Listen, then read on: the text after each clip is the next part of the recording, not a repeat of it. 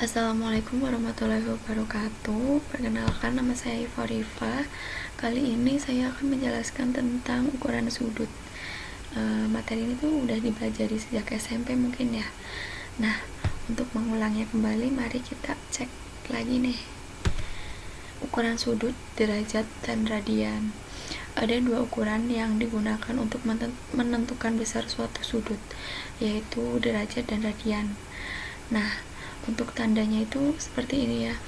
Tanda ini itu digunakan untuk menentukan besar suatu sudut, bukan untuk bentuk tanda suhu ya, berapa derajat gitu. Itu bukan untuk suhu tapi untuk sudut dan berat. Nah, dua tanda ini itu menyatakan simbol dari derajat dan radian. Nah, singkatnya, satu putaran penuh sama dengan 360 derajat atau satu derajat yang didefinisikan sebagai besar sudut yang dibentuk oleh 1/360 putaran penuh. Materi selanjutnya itu kita akan memahami hubungan antara derajat dengan radian.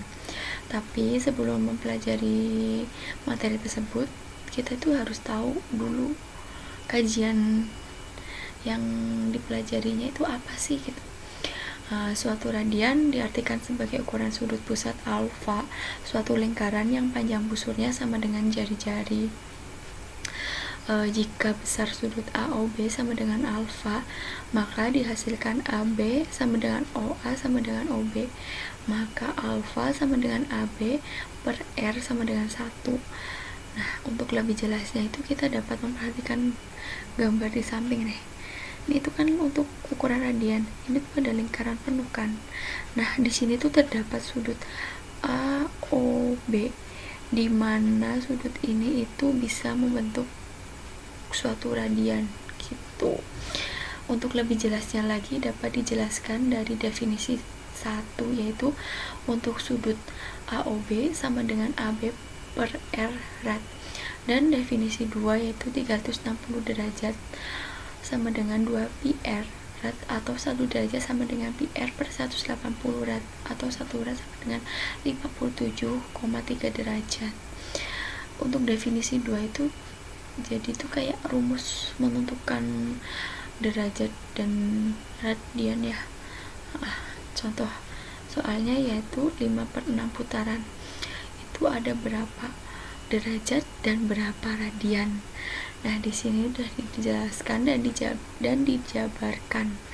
Untuk 5/6 dikali 360 derajat menghasilkan 300 derajat.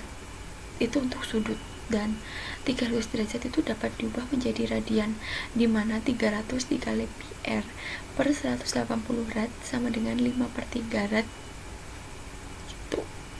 Nah, untuk yang selanjutnya yaitu konsep dasar sudut. Sudut didefinisikan sebagai hasil rotasi dari sisi awal atau initial side ke sisi akhir terminal side. Suatu sudut bertanda positif jika arah putarannya itu berlawanan dengan arah jarum jam, dan bertanda negatif jika arah putarannya itu searah jarum jam. Nah, di sini tuh udah ditampilkan contohnya ya, contoh gambar putarannya gitu. Untuk sudut berlawanan arah jarum jam itu menghasilkan sudut bertanda positif, jadi putarannya itu ke kiri. Dan untuk sudut bertanda negatif itu putarannya ke kanan atau searah dengan jarum jam gitu. Nah, selanjutnya sebagai catatan bahwa untuk menyatakan suatu sudut lazimnya digunakan huruf Yunani seperti huruf alfa, beta, gamma, dan theta, dan juga digunakan huruf-huruf abjad kapital seperti A, B, C, dan D. Yang selanjutnya yaitu jika sudut yang dihasilkan sebesar alfa atau sudut standar, maka sudut beta disebut sebagai sudut konterminal, sehingga alfa plus beta dikurangi 360 derajat itu dapat buat sudut standar ya. Nah, gambar di samping ini itu menggambarkan sudut standar dari sudut konterminal dan besar sudut pada setiap kuadran. Jadi kan untuk menentukan sudut itu kadang kita menentukannya dari kuadran berapa gitu, kuadran 1, 2, 3, dan 4. Untuk kuadran 1 itu berada di derajat 0 derajat sampai 90 derajat, dan kuadran 2 berada di 90 derajat sampai 180 derajat. Untuk kuadran 3 berada di 180 derajat sampai 270 derajat. Dan yang terakhir itu kuadran 4 yang berada di 270 derajat sampai 360 derajat. Sebagai latihan, gambarlah sudut-sudut standar di bawah ini dan tentukanlah posisi setiap sudut pada koordinat kartesius. Jadi nanti itu menggunakan yang ini ya, sama gambarnya ini. Nah, untuk yang selanjutnya yaitu perbandingan trigonometri pada segitiga siku-siku. Yang pertama, sinus suatu sudut didefinisikan sebagai perbandingan panjang sisi di depan sudut dengan sisi miring, yang dapat ditulis dengan sin C sama dengan sisi di depan sudut per sisi miring segitiga. Yang kedua ada kosinus. Kosinus suatu sudut didefinisikan sebagai perbandingan panjang sisi di samping sudut dengan sisi miring. Dapat ditulis dari cos C sama dengan sisi di samping sudut per sisi di sisi miring segitiga. Nah, yang ketiga itu kita menemukan tangen. Tangen suatu sudut didefinisikan sebagai perbandingan panjang sisi di depan sudut dengan sisi di samping sudut. Ditulis tan C sama dengan sisi di depan sudut per sisi di samping sudut. Yang keempat ada kosekan. Kosekan suatu sudut didefinisikan sebagai panjang sisi miring dengan sisi di depan sudut. Ditulis kosek C sama dengan sisi miring segitiga per sisi di samping sudut, atau kosek C sama dengan 1 per cos C. Yang kelima ada sekan. Sekan suatu sudut didefinisikan sebagai perbandingan panjang sisi miring dengan sisi di samping sudut. Ditulis sek C sama dengan sisi miring segitiga per sisi di samping sudut, atau sek C 1 per cos C. Nah, yang terakhir itu ada kontangan. Kontangan suatu sudut didefinisikan sebagai perbandingan sisi di samping sudut dengan sisi di depan sudut. Dapat ditulis dengan tan C sama dengan sisi di samping sudut per sisi di depan sudut, atau tan C sama dengan 1 per tan C. Nah, di sini tuh ada contoh soal, yaitu diberikan segitiga siku-siku A, B, C. Siku-siku berada di B. Jika panjang sisi AB sama dengan 3 satuan dan BC sama dengan 4 satuan, tentukan sin A, cos C, dan tan A. Nah, untuk penyelesaiannya kita dapat gambarkan terlebih dahulu segitiga siku-sikunya ya.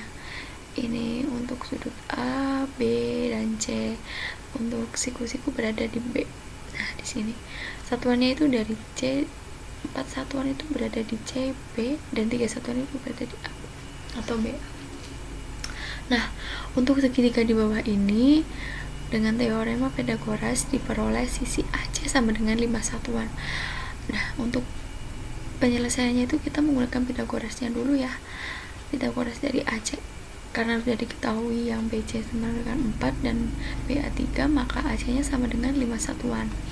Nah, sin A didapat panjang sisi di depan sudut A per panjang sisi miring sama dengan 4 per 5, dan cos C sama dengan panjang sisi di samping sudut C per panjang sisi miring sama dengan 3 per 5.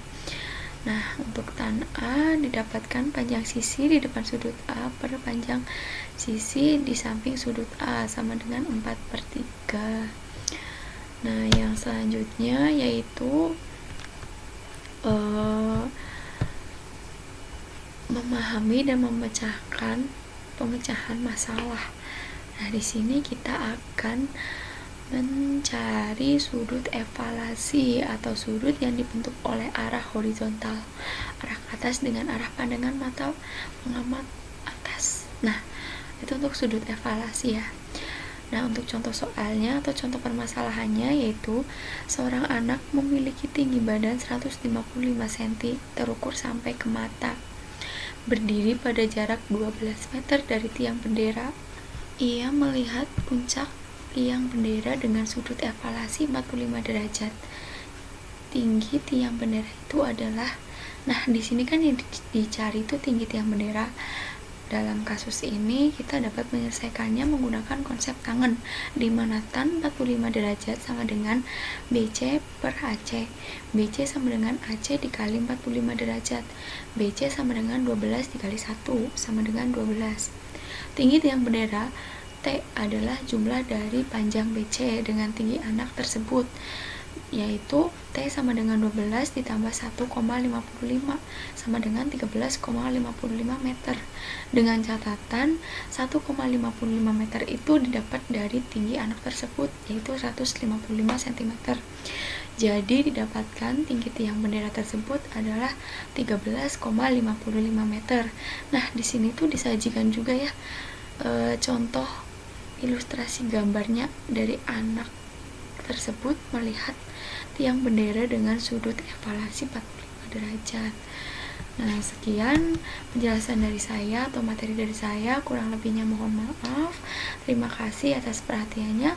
Wassalamualaikum warahmatullahi wabarakatuh. See you.